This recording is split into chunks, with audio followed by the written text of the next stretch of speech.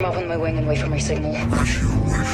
Welcome back. Marrok's identity is no longer significant in Ahsoka, but the person who controls him has become considerably more crucial to Thrawn's empire-building scheme. Marrok's identity disclosure in Ahsoka episode the 4th of May have revealed a critical aspect of Grand Admiral Thrawn's plot to rebuild the Empire. Despite all of the conjecture and suspicions about who Marrok was, he was shown to be nothing more than a Nightsister puppet animated by magic. Nonetheless, Marrok's presence demonstrates Morgan Elsbeth's real strength as a Nightsister. Most Nightsisters in the Star Wars universe have a vast range of skills and secrets, but Morgan has only hinted at what she is capable of. She obviously seeks Thrawn because of her Imperial devotion to him, but she may possibly serve a far larger role in his plot. The Empire lost the majority of its forces following its loss at the Battle of Endor. Many were killed when the second Death Star was destroyed, while others surrendered shortly thereafter. Morgan Elsbeth is now on the verge of locating Thrawn, but he no longer has an army to command or perform his bidding. While Thrawn is a brilliant strategist capable of wreaking havoc on the New Republic on his own,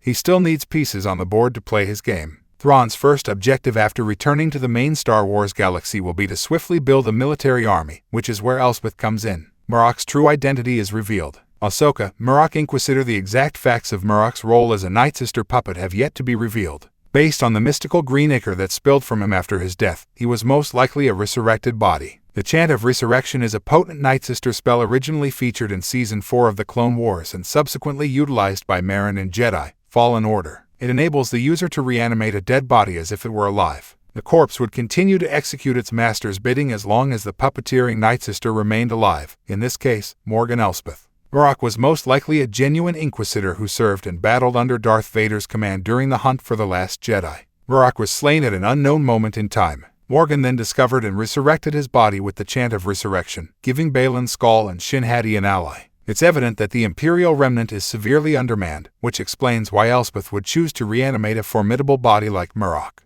By adding another lightsaber-wielding member to their crew, they were able to overwhelm Ahsoka and Sabine, allowing them to plot a hyperspace path to Thrawn. Morgan's newly disclosed power, on the other hand, can be useful if applied on a larger scale. With Nightsister magic, Thrawn's dead stormtroopers can be reborn in Star Wars. Death Troopers plot across a spaceship. The solution to Thrawn's army problem is latent in the Star Destroyer Chimera, on which he was carried. Using Morgan's capacity to resurrect the dead, they might raise a whole battalion of stormtroopers and maybe even other entities to fight on their behalf. An army of zombie stormtroopers would be a dangerous foe for the New Republic to contend with, especially given Morgan's access to a nearly limitless supply of slain Imperials around the galaxy. Essentially, practically every foe that the Phoenix Rebel cell battled so valiantly to eliminate in the Battle of Lothal may reappearance in the blink of an eye. One might question why Morgan needs Thrawn when she can raise her own personal army on the spur of the moment. If Elsbeth attempted to form an army now, the New Republic would immediately recognize the threat and dispatch a force to deal with her. She's deliberately kept her number of friends limited in order to evade discovery, which is why the New Republic didn't dismiss their efforts to find Thrawn. Furthermore, if she used the Chant of Resurrection and then died, her whole army would revert to corpses. Thrawn's ingenuity could easily solve the difficulty of keeping Morgan alive and out of harm's path. Star Wars has inadvertently connected its new galaxy to Nightsister magic. Ahsoka Morgan Elsbeth, as well as Nightsister magic in the Clone Wars. An old Nightsister named Old Docker resurrected scores of slain Nightsisters all at once. However, the magical power required for this may be beyond Morgan's abilities, at least in the known Star Wars galaxy. However, Ahsoka Episode 4 revealed that the star map and the beings that arrived via the pathway to Peridea had an old connection to the Nightsister and their sorcery. Morgan's Nightsister witchcraft may have been able to interact with the star map because of the ancient creatures. If Nightsister magic originated in another galaxy, that might explain why Morgan is so eager to see it.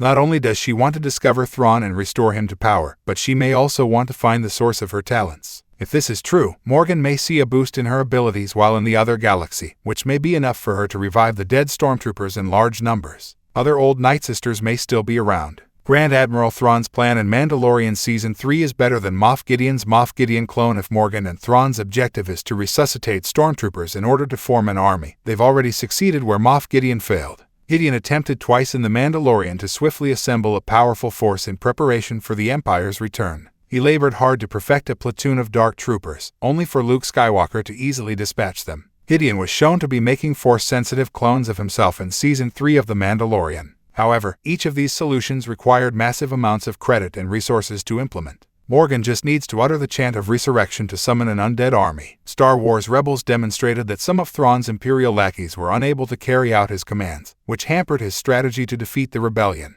Thrawn would have easily won the Battle of Lothal if it hadn't been for the unexpected appearance of Ezra's Purgil friends. But with a mindless army of zombie stormtroopers at his command, Thrawn would become nearly unbeatable. It's unclear if Morgan intends to utilize her Nightsister sorcery to give Thrawn an army of zombie stormtroopers. Every character in the novel has a function, and the powers of a Nightsister will play a greater role in the plot. Morgan's witchcraft will almost certainly return to haunt the New Republic unless Ahsoka and Sabine can stop her. Little will stand in Thrawn's way if he gathers an undead army by the end of Ahsoka. Thanks for watching.